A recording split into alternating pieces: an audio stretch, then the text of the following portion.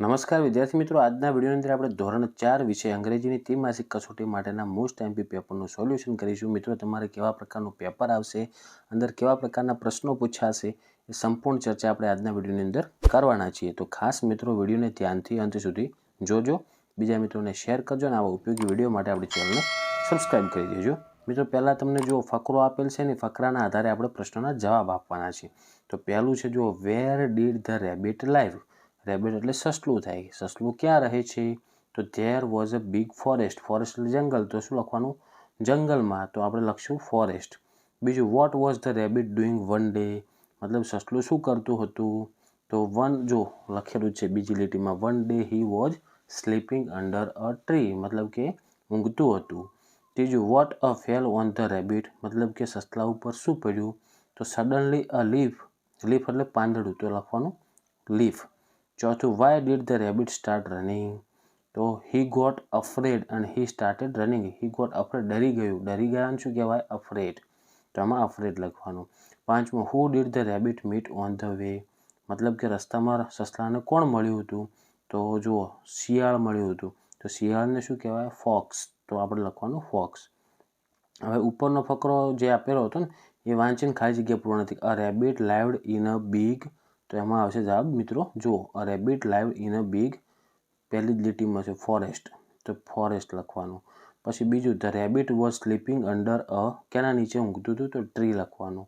ત્રીજું, સડનલી અ ખાલી જગ્યા ફેલ ઓન ધ રેબિટ. મતલબ સસલા ઉપર શું પડ્યું હતું? પાંદડું. તો એને શું લખવાનું? ફકરામાં જોઈને આપણે લીફ લખવાનું. લીફ એટલે પાંદડું. ચોથું, ધ રેબિટ સેડ ધ ખાલી જગ્યા ઇઝ ફોલિંગ. હવે શું કહેતું હતું કે શું પડી રહ્યું છે? તો ધ સ્કાય ઇઝ ફોલિંગ. આકાશ કે પડી રહ્યું છે. સસલાને એવું લાગ્યું કે ઉપરથી આકાશ પડી રહ્યું છે, તો આપણે અહીંયા લખવાનું સ્કાય. અને પાંચમું, ધ ફોક્સ ઓલ્સો સ્ટાર્ટેડ ખાલી જગ્યા વિથ ધ રેબિટ. મતલબ કે શિયરે શું ચાલુ કર્યું એના અંગાત?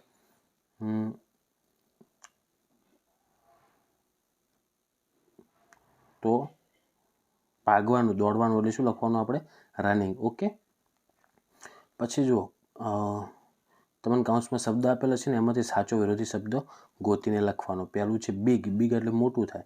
તો બિગનો વિરોધાર્થી શું થાય? નાનું. નાનાને શું કહેવાય? સ્મોલ. તો એમાં પહેલામાં સ્મોલ આવે. બીજું છે યસ્ટરડે. યસ્ટરડે એટલે ગઈકાલે. તો એનું વિરોધાર્થી શું થાય? આજે. આજે થાય તો આજેને શું કહેવાય? ટુડે. તો જુઓ, ટુડે જે ચોથા નંબરનું લખેલ છે એનો જવાબ આવશે. ત્રીજું છે સેડ. સેડ એટલે ઉદાસ થાય. તો એનું વિરોધાર્થી શું થાય? ખુશ. ખુશને શું કહેવાય? હેપી. તો એમાં હેપી લખવાનું. ચોથું છે લાફ. લાફ એટલે હસવું થાય. તો એનું વિરોધાર્થી શું થાય? રડવું.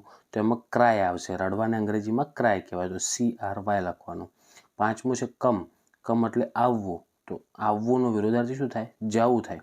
તો જવાનું શું કહેવાય? ગો કહેવાય. તો એમાં લખવાનું ગો. પછી તમને 5 શબ્દો આપેલા છે જેને આપણે ABCDના ક્રમ મુજબ ગોઠવવાના છે. જેમ કે જુઓ, પહેલું રેબિટ છે, ટ્રી છે, ફોક્સ છે, એપલ છે અને સ્કાય છે. તો આમાંથી પહેલાં ABCDનો અક્ષર A આવે એટલે પહેલું લખવાનું આપણે એપલ, ચોથા નંબરનું. પછી ફોક્સ, F આવશે એટલે ફોક્સ લખવાનું. પછી R આવશે એટલે કે રેબિટ, તો રેબિટ લખવાનું. પછી સ્કાય અને છેલ્લે ટ્રી. ABCDમાં જે અક્ષર આપણે પહેલો અક્ષર જોવાનો, જે ABCDમાં પ્રમાણે પહેલો આવતો ને એને પહેલું લખવાનું. ઓકે. પછી તમારે પ્રશ્ન આપેલા છે, મતલબ વાક્યો આપેલા છે ને એના આધારે આપણે 5-7 વાક્યોનો ફકરો બનાવવાનો. પહેલું છે હુ ટીચિસ સ્ટુડન્ટ્સ. તો એમાં ખાલી જવાબ લખી નાખવાનો. છોકરાઓને કોણ ભણાવે? ટીચર. તો આપણે ડાયરેક્ટ લાઈન જ ચાલુ કરવાની. Teacher teaches students. પછી બીજી લાઈનમાં લખવાનું ફકરામાં. એમાં જવાબ જુઓ, પહેલાં પ્રશ્ન વાંચવાનો. હુ ગ્રોઝ ક્રોપ્સ. ક્રોપ્સ એટલે પાક. પાકને કોણ ઉગાડે છે? તો ફાર્મર. તો પછી બીજી લાઈનમાં લખવાનું ફાર્મર ગ્રોઝ ક્રોપ્સ. ત્રીજું છે હુ ટ્રીટ્સ સિક પીપલ. કે બીમાર લોકોને કોણ ઠીક કરે છે? તો ડૉક્ટર. તો અહીંયા જે પહેલું WHO હુ રહ્યું ને એની જગ્યાએ ડૉક્ટર લખી નાખીએ, આખું વાક્ય લખી નાખવાનું.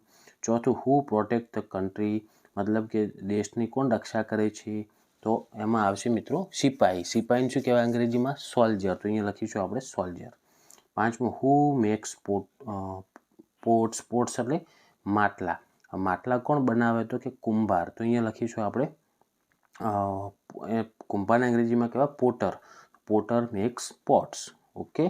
તો મિત્રો આ થઈ ગયું આપણે ધોરણ 4 અંગ્રેજીનું મોસ્ટ એમપી પેપર. તો આશા રાખું છું મિત્રો કે વિડીયો તમને ઉપયોગી બન્યો હશે. તો વિડીયોને લાઇક કરો, બીજા મિત્રોને શેર કરો અને આવા ઉપયોગી વિડીયો માટે આપણી ચેનલને સબસ્ક્રાઈબ કરી દેજો. હવે મળીશું મિત્રો આપણે નેક્સ્ટ વિડીયોમાં. Thank you so much for watching my videos. Thank you so much.